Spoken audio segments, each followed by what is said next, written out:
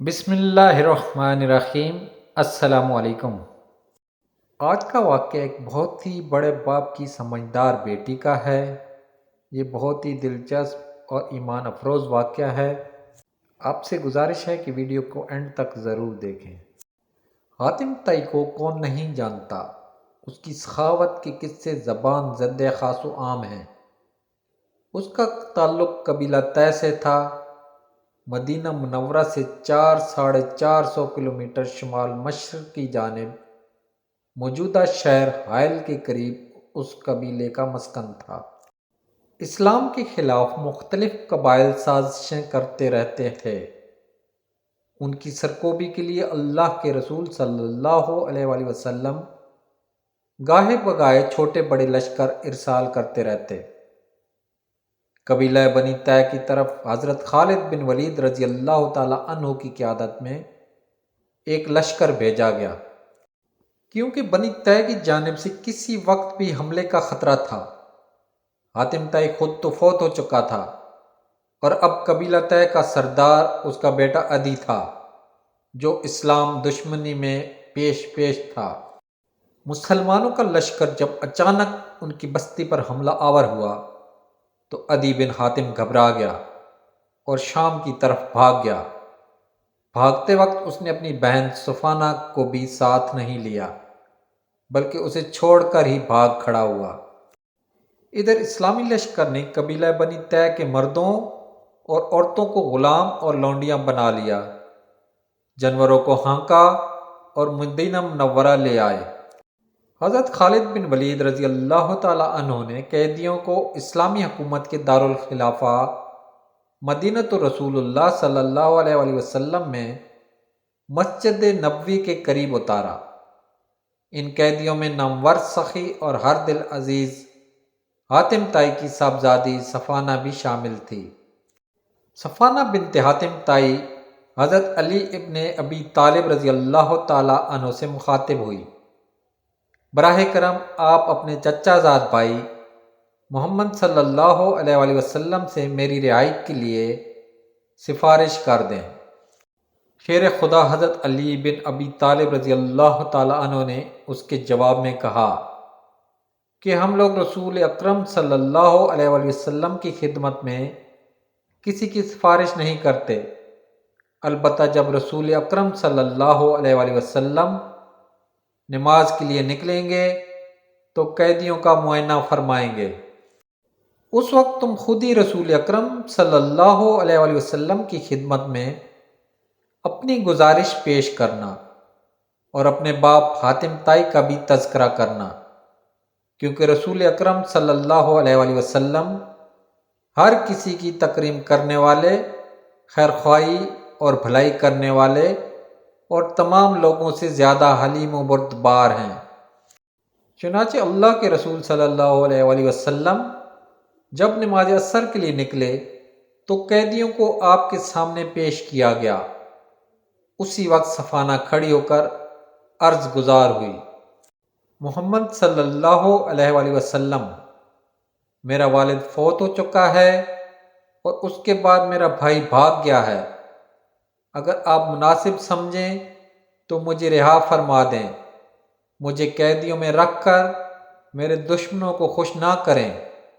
آپ کو معلوم ہے کہ میرا والد اپنی قوم کا سردار تھا، وہ قیدیوں کو آزاد کرتا، ظالموں کو قتل کرتا اور پڑوسیوں کی خیرخواہی اور حفاظت کرتا تھا، بہادروں کی قدر کرتا اور ان کی حمایت کرتا تھا، پریشان حال لوگوں کے کام آتا، لوگوں کی مہمان نوازی کرتا، امن اور چین کا علمبردار تھا، محتاجوں کی ضرورتیں پوری کرتا اور مصائب کے مارے لوگوں کی مدد کرتا تھا۔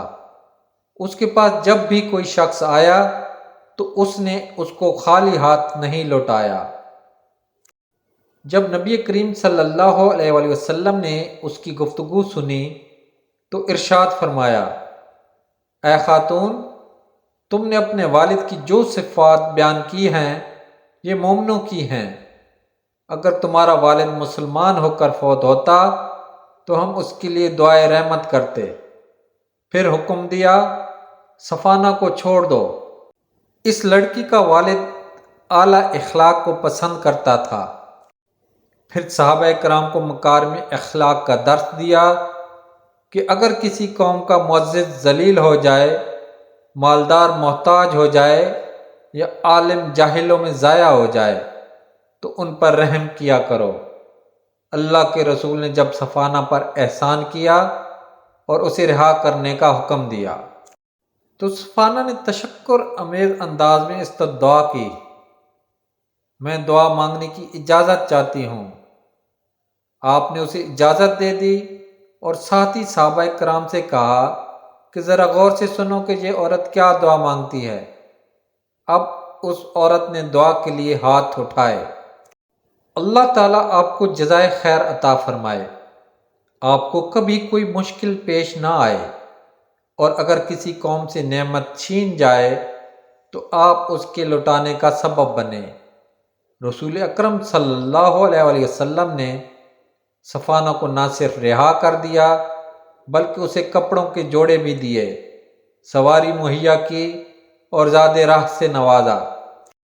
صفانہ رہا ہو کر سیدھی اپنے بھائی عدی کے پاس پہنچی جو بھاگ کر شام چلا گیا تھا۔